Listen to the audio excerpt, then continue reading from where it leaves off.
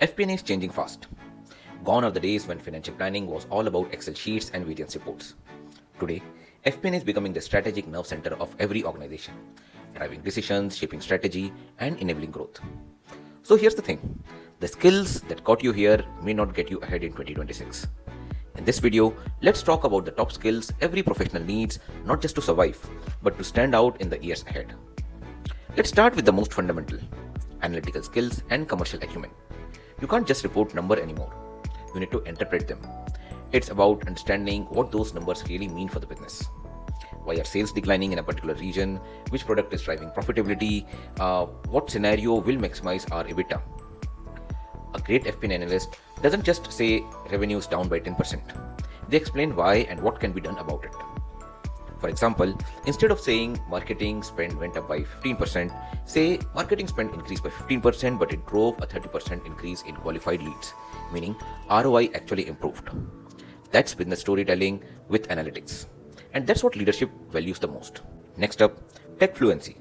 2025 FP&A teams are as much about data as about finance. So being comfortable with tools like Power BI, Tableau, Anaplan, or even learning the basics of Python or SQL set you miles apart. Automation is changing everything. Manual consolidation, data pulls, reconciliation, all of that is now being automated by AI tools and cloud platforms. If you can automate repetitive tasks, you can buy yourself time to think, time to focus, time to analyze. The real value addition work. Remember, the more you let technology do the heavy lifting, the more strategic your role becomes. Third, business partnering.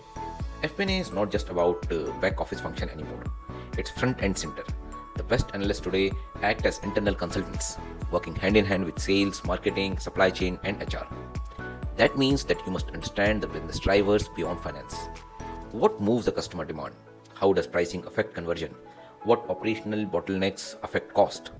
The goal? To make finance a business partner in decision making and not limit its role to a messenger of results. If FP&A business team look at you as someone who can help them grow, you've moved from finance to influence. Here's one of the most underrated skills, storytelling. Yes, storytelling in finance. Because numbers don't speak for themselves. You do.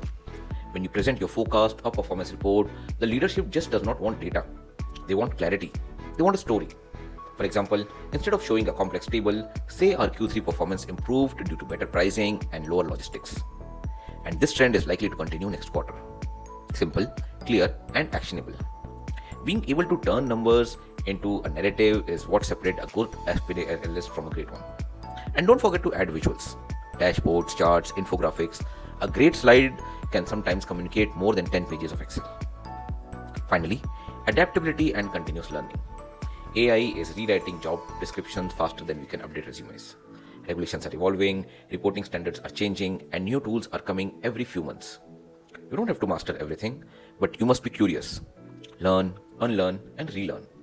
Take the small steps. One course, one tool, one project at a time. Best FP&A professionals are not those who know it all. They are the ones who keep learning it all the time. And before we wrap, here are two bonus soft skills that are gaining importance. Collaboration. Remote and hybrid team need FP&A professional who can work cross-functionally across different time zones. Second, ethical judgment. With so much data and AI-driven forecasting, understanding what's right versus what's efficient is crucial. Trust will be your biggest currency in finance.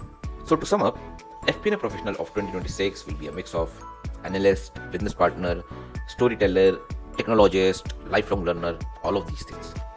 If you can build these pillars, you won't just stay relevant, you'll lead the next generation of finance professionals. Which of these skills are you working on right now? Thank you. All the best.